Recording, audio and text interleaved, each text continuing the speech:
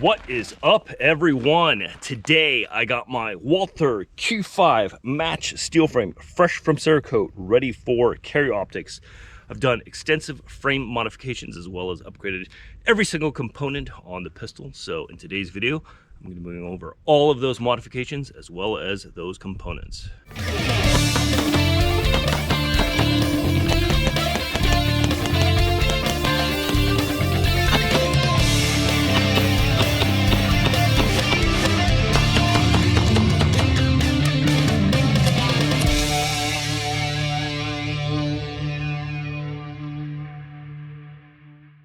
Before we begin, please take the time to hit that little red button right there to like and subscribe, as I have plenty of do-it-yourself content for the Walther Q5 match steel frame platform.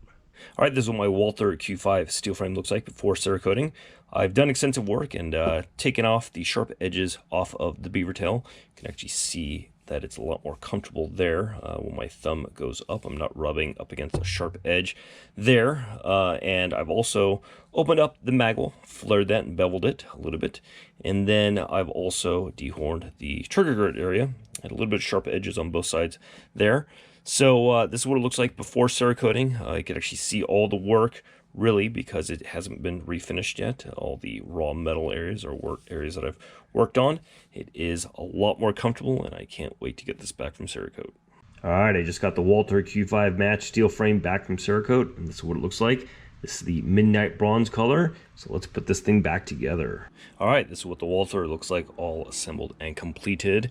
You can see the work that I did on the beaver tail, as well as the magazine well and trigger guard area look like it's fresh from the factory because of the new Cerakote job. Cobra ready. So now let's take a close look at all the individual components on the pistol that I've upgraded. I did take this out to a match this past weekend, so I know that everything does run flawlessly together in the way that this is configured. Cobra ready. Carry optics.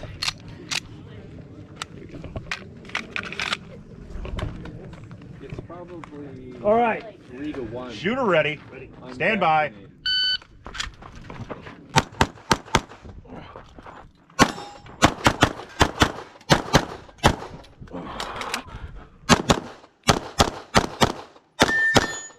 All right, so since this is a carry optics pistol, obviously you can see that I have the SIG Romeo 3 XL on that, and that's what that window looks like. I actually like this window better than the Max, which is the circular one, just because I think that the window is a little more natural to look through, and I think it actually looks a little bit cooler as well. And you can see that obviously, you know, I'm not using the factory Walther plates because they don't fit, so I had to get the plate from Springer Precision, and that ran around $50. You can see how much larger the SIGs are than the cutout for the plates, which is why you have to get something aftermarket. Cobra! Right on. And you can see that I have the Cobra brass lock grips. These grips are very, very cool. I was one of the first people to get them from Lock Grips. And I've been using this pistol a lot, so they are kind of grimy. But they're very, very comfortable. It has the same profile as the factory grips. They're very, very grippy, and I like the extra weight that they add to the pistol.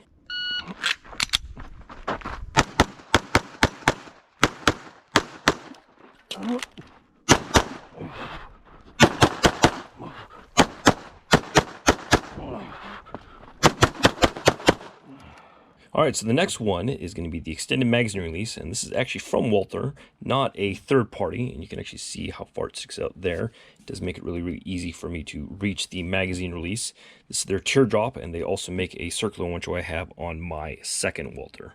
Next shooter is Cobra, and Eduardo, and myself. Cobra! Cobra! Cobra. And then I do have the Armory Craft takedown lever there that you can see what that profile looks like. It does give a little bit better ledge for your thumb there and a place to put it. It's a little bit more natural than the original one that came with the Walther Q5.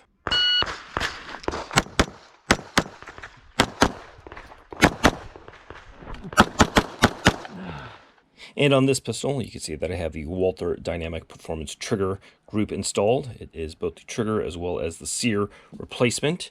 So it does give it a little bit better trigger profile there that you can see the reset on that. And then I have an installation video on how to put that together if you need to do that for your Walther Q5 steel frame. All right, and then in addition to the Walther Dynamic Performance trigger kit, I did put in the Springco competition springs. There's a spring here and then the striker spring as well. I changed out, I think both were like 15 bucks, super cheap. The trigger kit actually does come with 2 springs, but I opted not to use them because the Springco spring is actually a little bit lighter than the ones that it comes with the trigger kit. El Presidente with the Walther Q5 steel frame.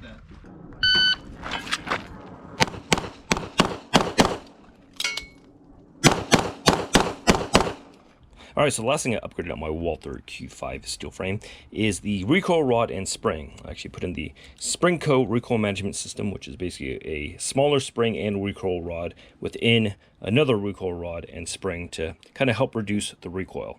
So if you've seen any of my match videos with the Walther steel frame before, you know that I was actually having some cycling issues and failure to ejects with the factory recoil spring. So I put this in, and in combination with this, I also upped the power factor on my custom loads. My original loads are around, at the floor, 125 power factor. That combined with the really heavy recoil spring from the factory, slide was not cycling fully. So by upping my power factor to around 130 to 135, as well as putting in the Springco recoil management system, I found the Walther to be even more reliable, and that helped solve all of my cycling issues. So that's everything I've done in my Walther Q5 steel frame. If you haven't already, please take the time to like and subscribe, as I have plenty of other do-it-yourself content, as well as other informational videos for the Walther Q5 steel frame platform. And as always, train hard so when the time comes, you can strike like a coiled cobra.